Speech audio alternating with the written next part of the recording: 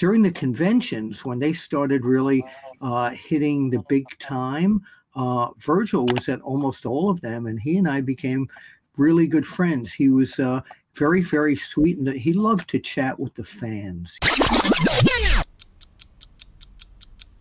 Hello, everybody, and welcome to an all-new episode of the Wrestling Time Machine. I'm your host, Matt Davis, along with my WWE Hall of Famer, Teddy Long, and, of course, pro wrestling journalist, Mr. Bill Apter. Hey, guys. That would be me. That would be me.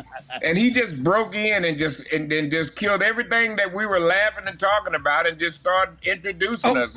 The part right before I start talking is the part you need to keep in, because that's why I set us up at that point there. Teddy, we can't have to see some of that. So this is PG. Guys, how are y'all? Well, we're doing great, Mac, but me and Bill are just tired of you abusing us. I mean, treating us like stepkids or something, man. We're just tired of it. Right. Yeah. Never takes us to the mall anymore or anything. No. Stay in your room. There are no malls anymore. Honest to God, that's something. I mean, maybe where you are, Bill, but in the smaller towns, the malls have disappeared, and the days of walking through a mall and shopping and meeting your friends, you know why? Pretty much over with. Why? Because wrestling promoters have closed them to get people to go to their shows. Let's go to the mall. There's no mall. What's going on in town? Wrestling. Oh. Well, that brings up a good point, though. A lot of these empty buildings now that are malls would be a great place to hold a show. Open the building up, let the people come into the lobby of the mall area, set up a nice show with nice lights. That'd be a great idea if there's a lot of empty space out there, and I've seen a lot of empty malls out there, even some of them getting demolished. So, Teddy, you know what he sounds like? He sounds like Spanky on the Little Rascals. Okay, Darla, you can sell the tickets.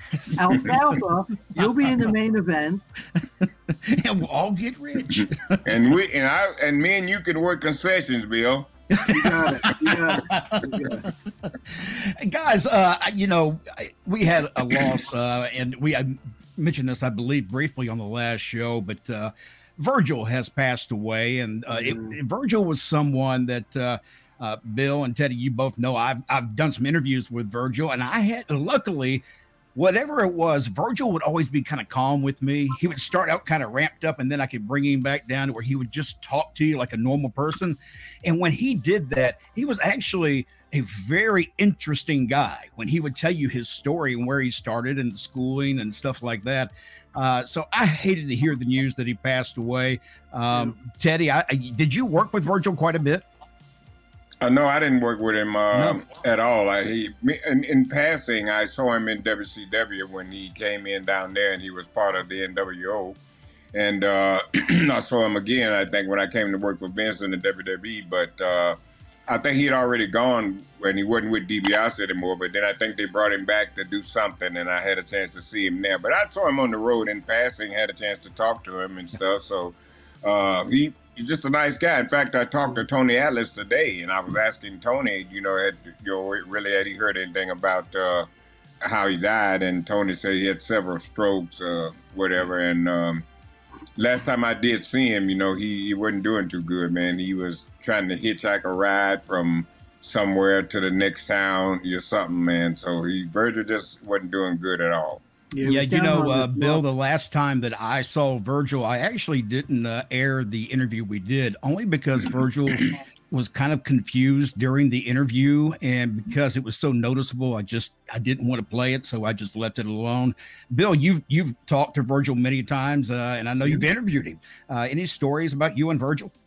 Well, he unfortunately he was down on his luck, and there's a GoFundMe right now going up by my dear friend Mark Charles III has put it up there to help pay for his funeral. So if you go to GoFundMe and put in Virgil pro wrestler, that would be great. Yeah, I got to know him best on the convention circuit because, during the wrestling days, when he and DiBiase were on top, the magazines had been banned by WWF back then because they had their own magazine. So I didn't get to travel with him a lot. I stayed in touch with Ted DiBiase. He was one of the guys who, even though the magazines were banned, he would always we were always friends. He'd always talk to me.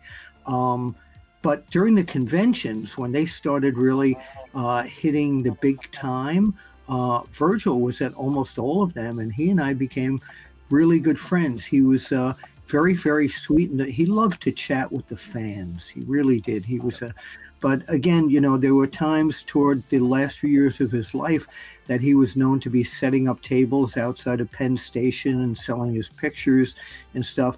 It was very bad that he was down on his luck, and nobody except my buddy Mark Charles and maybe a few other people were looking out for him and taking good care of him.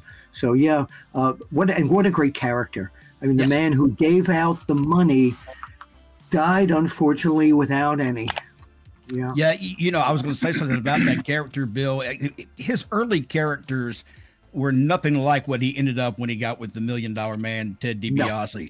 And the one thing that Virgil could do, and you got to remember, you go back and pull this up, when Virgil played his role as that bodyguard, he nailed it. He didn't have to say a single word. All he had to do was look at you. And that said a lot for his character. Not only that, but at that time, Virgil, when he finally beat the $1 Million Man, that was huge. I mean, there's a black man in WWF at that time carrying a belt and carrying it well, and the fans are so over with this guy. People fell in love with him when he beat the $1 Million Man. So if you haven't had a chance to go back and see some of Virgil's work, go back. I promise you it's worth the visit to whatever library you may find it. Some of his work is just fantastic, and all he had to do— It's on YouTube. A lot of it's on YouTube, and just remember, you know, he's the guy that gave out the money to Ted DiBiase because everyone's got their price. Bill's holding up a $1 bill for those of you who are just listening to us, and I'm thinking to myself, that's really cheap. Inflation.